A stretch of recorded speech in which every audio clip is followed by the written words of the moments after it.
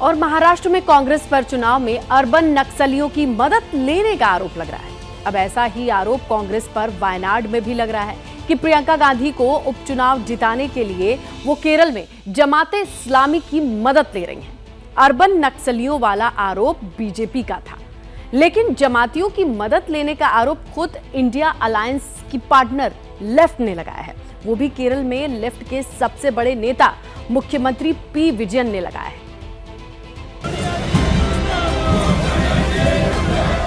എല്ലാവർക്കും നമസ്കാരം.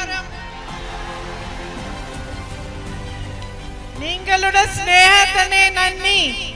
वायनाड से अपनी जीत पक्की करने के लिए प्रियंका गांधी पहले इमोशनल रिश्ता पक्का कर रही हैं। इसीलिए वायनाड के वोटर से मलयालम में संवाद कर रही हैं, ताकि 13 नवंबर को वोट देते वक्त वोटर के मन में उन्हें लेकर अपनेपन की फीलिंग रहे। I will fight for you. ഞാൻ നിങ്ങൾക്ക് വേണ്ടി പോരാടും. I will come to your homes. I will reach out to as many of you as possible. I will be part of your family, part of your sadness, part of your troubles, and part of your joy, part of your happiness.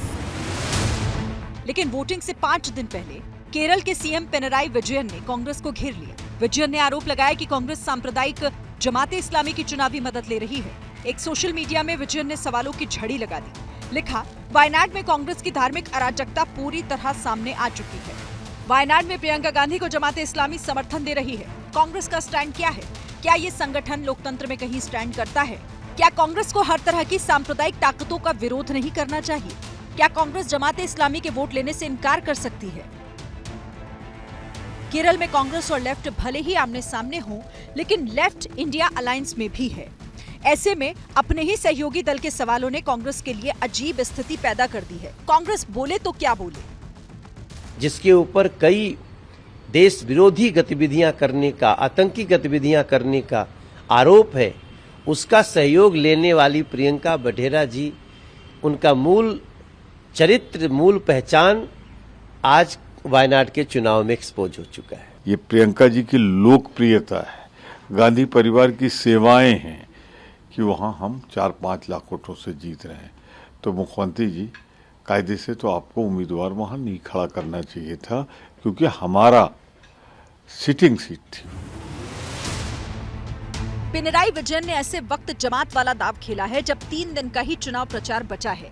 Congress की दिक्कत यह है कि चुनाव के ऐन वक्त अगर जमात से सियासी जुगलबंदी का बढ़ चढ़कर खंडन करती है तो कहीं मुस्लिम वोटर बुरा न मान जाए। वायनाड लोकसभा सीट पर 46% मुस्लिम वोटर्स हैं, जबकि हिंदू मतदाताओं की आबादी 42% है। तीसरा बड़ा वोट बैंक ईसाइयों का है जो 12% है। यानी वायनाड में मुस्लिम वोटर निर्णायक भूमिका में है, जिसने मुख्य चुनाव में राहुल गांधी को एक तरफा जीत दिलाई थी। इसीलिए जब 2 दिन पहले प्रियंका ने अजान की आवाज सुनकर अपना भाषण रोका था, तो वो जानती थी कि वायनाड में उनका कोर वोटर कौन है और उसे कैसे कनेक्ट करना है। 2019 लोकसभा चुनाव में वायनाड में राहुल को 65% वोट मिले थे, जबकि 2024 में राहुल को वायनाड में 60% वोट मिले। दोनों बार राहुल गांधी की सीधी टक्कर लेफ्ट उम्मीदवार से थी। एक राजनीतिक अटकल ये भी लगी कि कहीं विजयन का ये बयान प्रियंका को ही फायदा पहुंचाने की कोशिश तो नहीं। आसार कम है, क्योंकि वायनाड में लेफ्ट ही कांग्रेस की टक्कर में है। कांग्रेस की तरफ से प्रियंका गांधी उम्मीदवार है। बीजेपी ने नव्या हरिदास को मैदान में उतारा है। वहीं लेफ्ट से सत्यन मोकेरी ताल ठोक रहे हैं। ये भी संभव है कि कांग्रेस और जमाते इस्लामी को एक तराजू में तौलकर लेफ्ट खुद को कांग्रेस से बड़ा सेक्युलर बताने की ब्रांडिंग कर रहा हो, क्योंकि आगे 2026 का भी चुनाव है।